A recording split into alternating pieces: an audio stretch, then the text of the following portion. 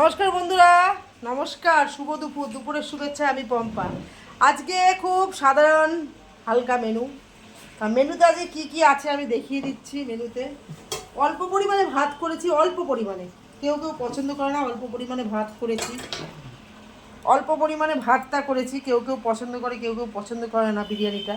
অল্প ভাত, এই যে বেগনি ভাজা হয়েছে, বেগনি ভাজা, এই যে মাংস একটু সামথিং অল্প মাংস একটু করে রেখেছি।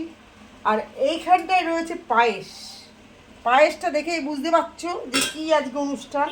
মিষ্টি এখনও আনেনি। আর এইখানে হচ্ছে লেবুর চাটনি। আজকে ট্রেন্ডিং ট্রেন্ডিং চাটনি, লেবুর চাটনি, জীবনে কোনোদিন করিনি, আজ ফার্স্ট করলাম।